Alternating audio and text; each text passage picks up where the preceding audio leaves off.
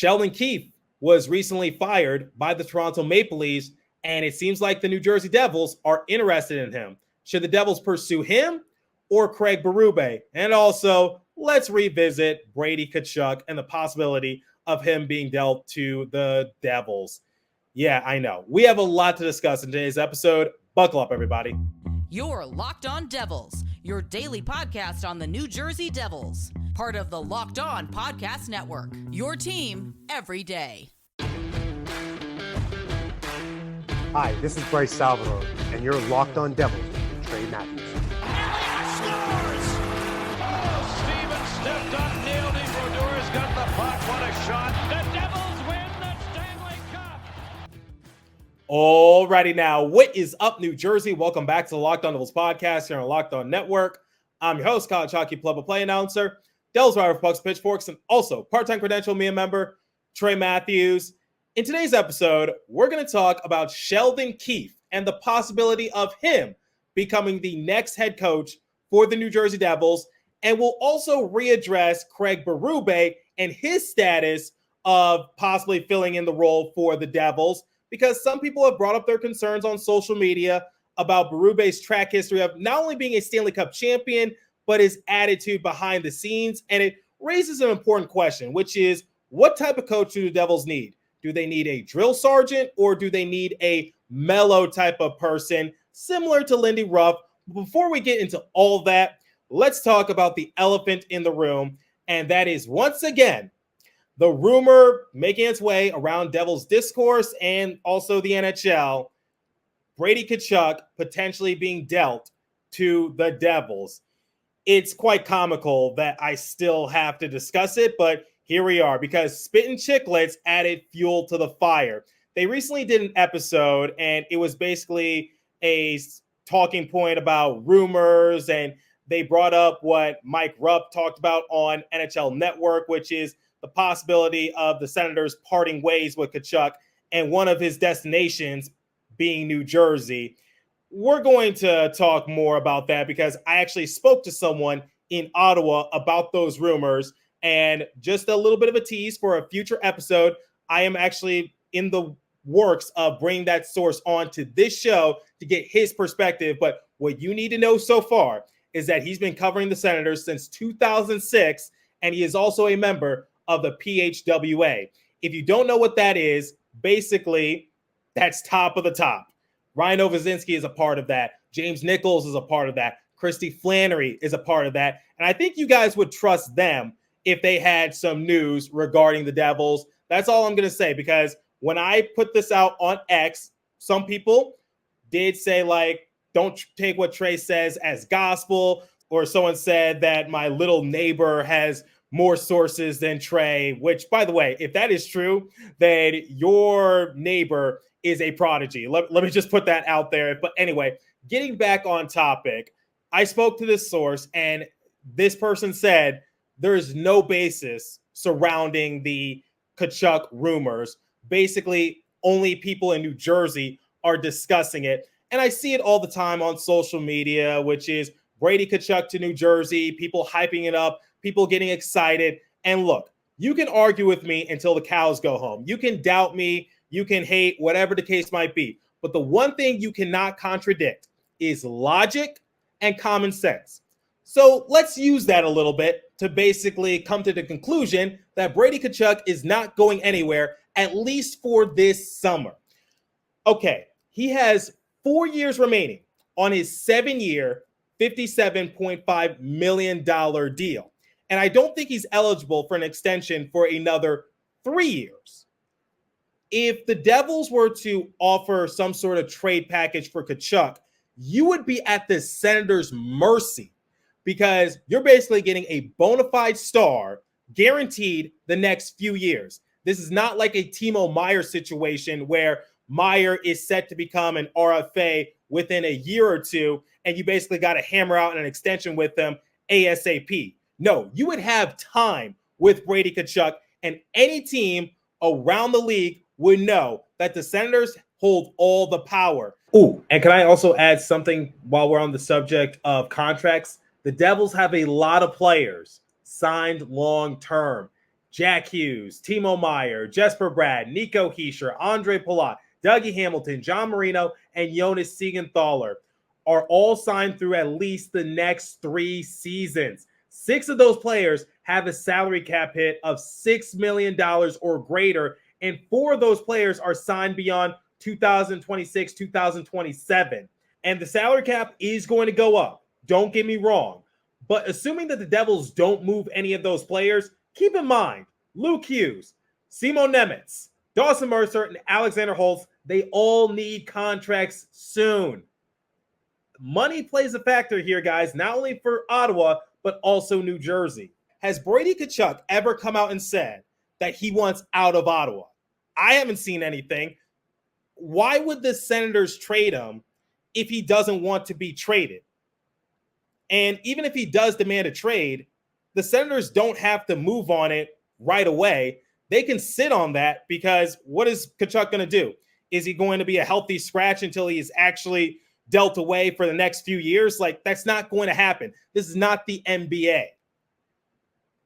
So the Senators have all the power in this case, and ownership has come out and said that they want to rebuild around Tkachuk, and they're bringing someone like Travis Green to try to get the players riled up, and they've been doing it the last few seasons. They've been trying to get some key assets to surround Tkachuk. They got Jacob Chychrun recently. They had Vladimir Tarasenko. They had Alex DeBrincat. It's clear that the Senators are trying their best to break their playoff drought, because I think it's been, 7 or so years since they made the playoffs.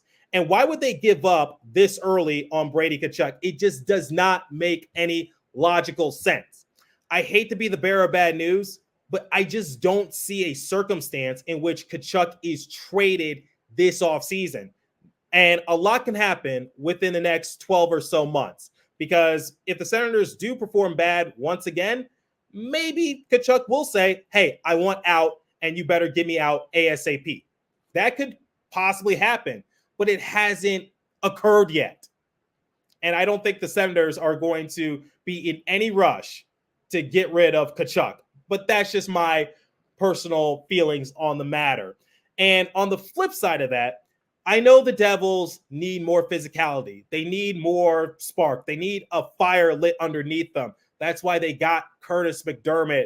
That's why they got Curtis Lazar, Timo Meier, because Tom Fitzgerald has said, dating back to last season, that he's been trying to add more sandpaper type feel to this roster. But in order to get Brady Tkachuk, you're going to have to part ways with a lot of key assets. And are you willing to do that? Because it's not going to come at a cheap penny. Because once again, it's not a Timo Meier type situation where you have a pending RFA or a pending UFA. You have a player that's under contract for the next few seasons. What would you be willing to give up? You might have to throw in Nico Hischier. You might have to throw in Jesper Bratt. Hell, I wouldn't be surprised if the Senators demanded for both Hughes brothers, if I'm being completely honest. Are you willing to gut the team for Brady Tkachuk? Because Brady Tkachuk, he does bring physicality. I can't deny that. But offense is not the problem for the Devils. They should shift their focus to goaltending and defense. Those were the main Achilles heels for the Devils. Offense is not the problem. And I think you can get physicality at a much cheaper penny. It just doesn't make sense on the Senators' end, and it doesn't make sense on the Devils' end either. It's all fun and games, and I love people using their imaginations, and I love silly season. You guys know this. But let's be realistic here. There's no chance that Tkachuk gets traded this offseason, if I'm being completely honest. And I spoke to a source in Ottawa. Once again, you don't have to take my word for it. I'm just the messenger. But this person has been covering the Senators since 2006, and he is a member of the Professional Hockey Writers Association. I think he is well respected. And Jim Behringer, friend of the show, he also talked to a few people, and he and I chatted about it. And there's really no proof that Tkachuk will be dealt away. This isn't a video game, guys. And I think Tom Fitzgerald realizes what the Devils actually need. I would love to have Brady Tkachuk on the roster. Don't get me wrong, but I'm not willing to part ways with like Nico Hischier, Jack Hughes, Jesper Bratt, Timo Meier, whomever, just to get a want and not a need. That's all I'm going to say. Mike Rupp was just putting crap out there, if I'm being completely honest. I don't think it's going to happen, guys. I hate to be the bearer of bad news, but that's just something I want to bring up. And once again, I am in the works for bringing that source on to this show to discuss it even further. Because a lot of you say that I don't have sources or that I'm not the right person to be breaking news. And you know what? I'm not Ryan Ovazinski. But I just want to say I do my research, and I am trying to build up credibility over time. And I get it doesn't happen overnight. But once again, you don't have to take my word for it. It's not what I said. I definitely have my opinions in which I just stated. But after discussing this with a source in Ottawa, I think it's safe to say that a Tkachuk deal is not in the works anytime soon. All right, let's talk about something that actually could happen this offseason for the Devils, and that is the possibility of Sheldon Keefe becoming the next head coach. But before we continue, let me tell you guys about Policygenius. Life insurance is important, and everyone is entitled to protect their family. But trying to find the right policy on your own can be time-consuming and overwhelming. That's where Policygenius comes into play. Policygenius helps you compare your options from top companies and their team of licensed experts in on hand to help talk you through it. Talk to a team of award-winning agents who will walk you through the process step by step. Easily compare quotes from America's top insurers in just a few clicks to find your lowest price. Your work life insurance policy may not offer enough protection for your family's needs. Even worse, it may not come with you if you leave your job. Policygenius gives you unbiased advice from a licensed expert support team. They have no incentive to recommend one insurer over another, so you can trust their guidance. Thousands of 5-star reviews on Google and Trustpilot from customers who found the best fit for their needs. Check life insurance off your to-do list in no time with Policygenius. Head to policygenius.com/LockedOnNHL or click the link in the description to get your free life insurance quotes and see how much you could save. That's policygenius.com/LockedOnNHL. Okay, Sheldon Keefe might be available for the Devils. I talked about it in a recent episode in which Ryan Owazinski talked about the possibilities of what could take place for the Devils depending on how the playoffs rolled out. Obviously, we're in round 2 of the Stanley Cup playoffs, but at the conclusion of round 1, one of the main talking points was, could Mike Sullivan become the next head coach for the Devils? How would that happen? Well, the Toronto Maple Leafs, they ended up losing to the Boston Bruins in Game 7 in round 1. Shocker. The Maple Leafs got eliminated in round 1, but jokes aside, Sheldon Keefe is fired. He goes to the Penguins because he has past history with Kyle Dubas, the current general manager, and Mike Sullivan is kicked to the curb, and maybe Sullivan gets an interview with the Devils.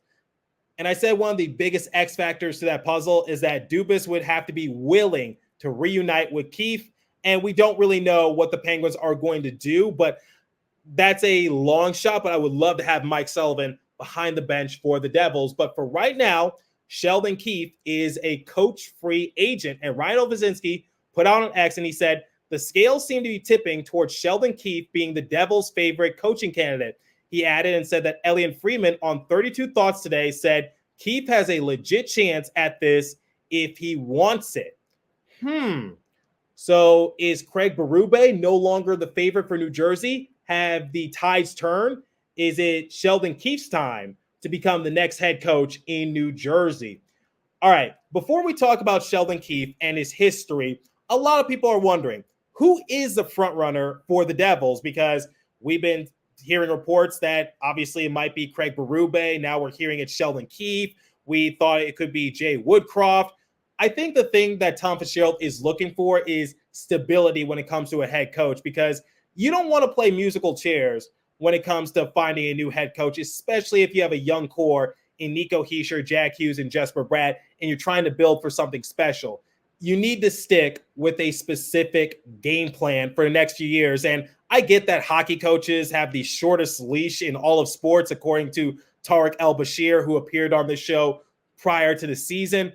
But I think the Devils need to find a coach that can really take their organization to the next level during the next 3 to 4 years if the Devils are serious about being cup contenders.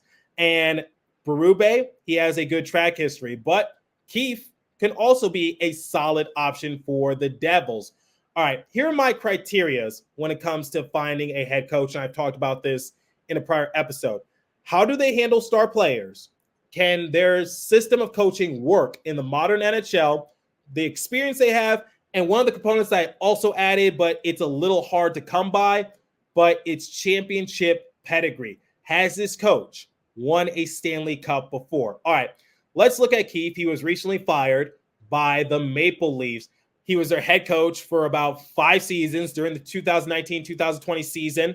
They lost in a qualifying round to the Columbus Blue Jackets during the NHL bubble. The very next season, they lost in the first round to the Montreal Canadiens. I believe they blew a 3-1 lead. 2022, they lost in the first round to the Tampa Bay Lightning. 2023, they lost in the second round to the eventual Eastern Conference champion, Florida Panthers.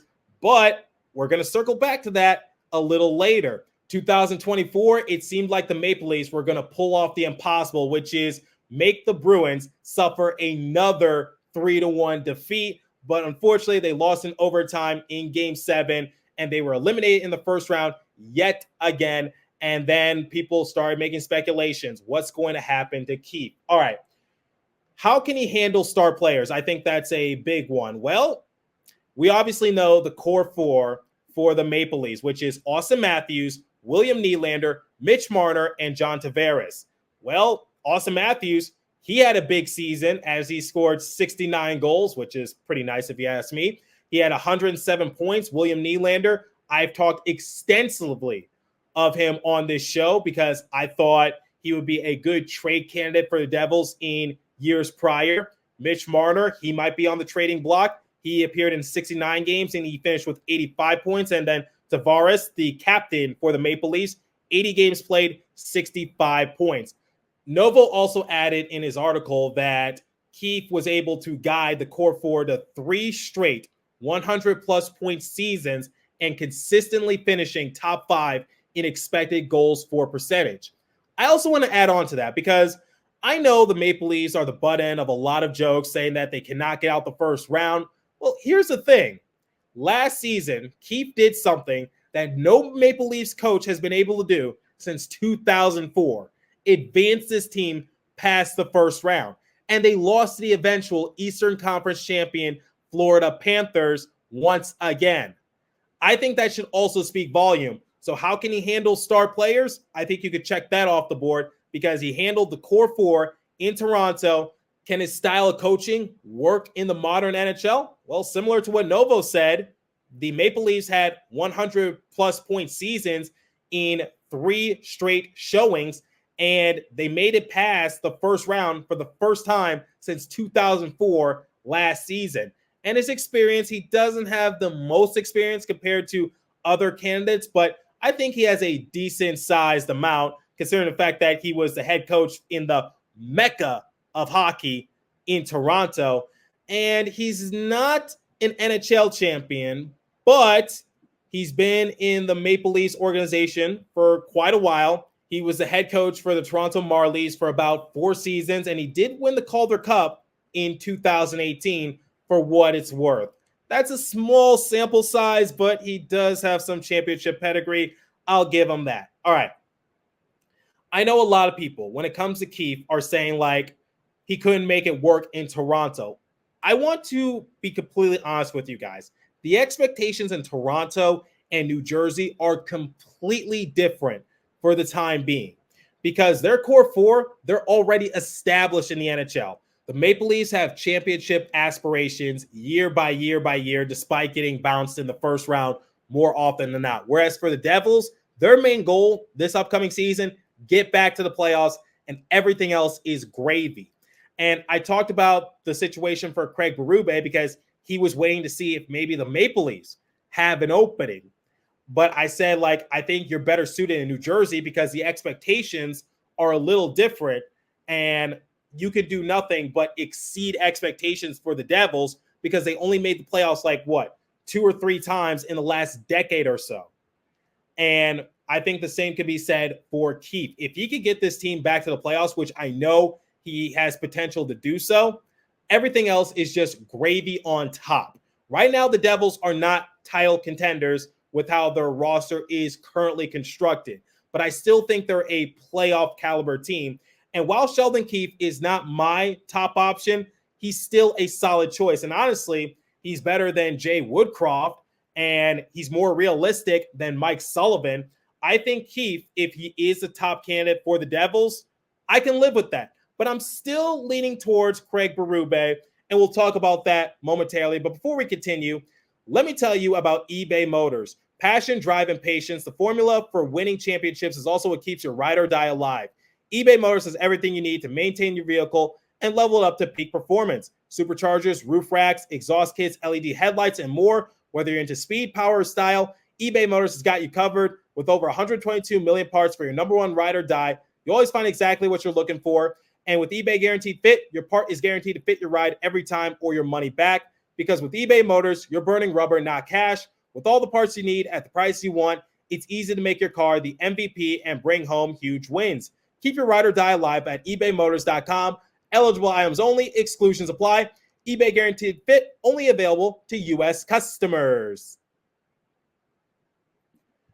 Okay, like I said at the top of the show, a lot of people are concerned with Craig Berube's attitude, as in they're a little concerned that maybe the players won't respond well to him, because it's been documented that sometimes he can be a bit of a drill sergeant and players don't like playing under him. Before I give my thoughts on the matter, here's what I think Tom Fitzgerald should do if he's not considering it already. There's one player on the Devils roster that has played under Craig Berube, and that is Jake Allen. Allen was on that Blues team that won the Stanley Cup in 2019. Similar to what Brendan Smith was asked before the start of the season, because we all know the scandal that took place with Mike Babcock in Columbus. Brendan Smith didn't really have all that much to say about Babcock, and he said he wasn't really surprised with his antics because we know about the phone situation, the pictures of the family. But anyway, that was discussed months ago. But getting back on track, talk to Jake Allen and see what he thinks about Berube, and make sure he gives an honest assessment before you do make that move, because it is important to see if a coach has the player's best interest at heart. And my thing is, like, you guys didn't like Lindy Ruff, who was known for being a little mellow. Sometimes people said he was a little soft, and he was a nice guy. I never had a problem with him, but people were like, you need someone that could get in your face a little bit. And people had nothing but positive things to say about Travis Green before the start of the season, because we all know his training camps are intense, they're fast, and he takes no prisoners. And I think it's been reported that a few players have thrown up at the conclusion of one of his training camps, but I think a lot of people wanted Travis Green just because he's not afraid to tell it how it is. And I think that's why Ottawa loves him for the time being. In my opinion, I think getting someone who is a drill sergeant or getting someone who's not afraid to tell it how it is, I don't think that's worst case scenario for the Devils, if we're being completely honest. All right, you had a mellow coach in Lindy Ruff. Why not get someone who won't be afraid to get underneath the player's skin or tell it how it is? And the thing is, you can question someone like John Tortorella. You can question someone like Mike Babcock. But the one thing you cannot deny is that they both have championship experience. John Tortorella, he was a head coach for the Lightning back in 2004.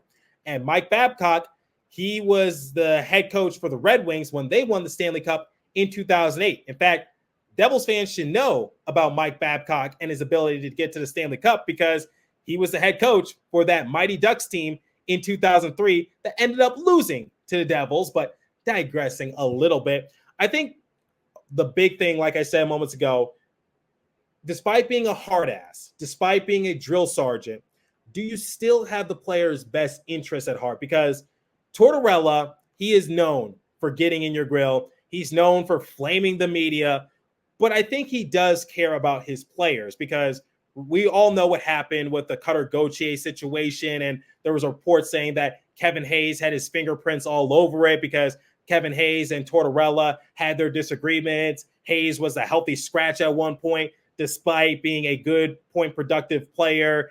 And he's now with the Blues. And Tortorella lit up that reporter saying it was BS. And how could you affect someone's life like that? That goes to show you that he still cares about his players, because he even went as far to say is like, yes, Kevin Hayes and I had our disagreements, but that's a good man. And I think that's why the Flyers keep him around, because he genuinely cares for his players. And I think it's safe to say that the Flyers, they were punching above their weight class.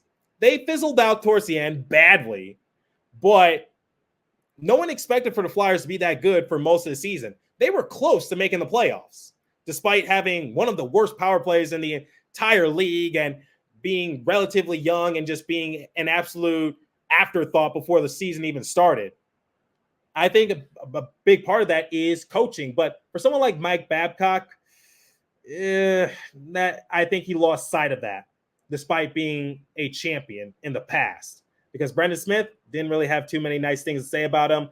And we know what happened between him and Mitchell Marner when he was with the Maple Leafs, and he was given another chance with the Blue Jackets, but he was fired before the start of the season, and he lost sight of that.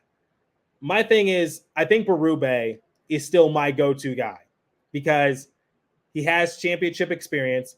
He took a hopeless team and made them champions, and the Blues were still a playoff team after that championship run.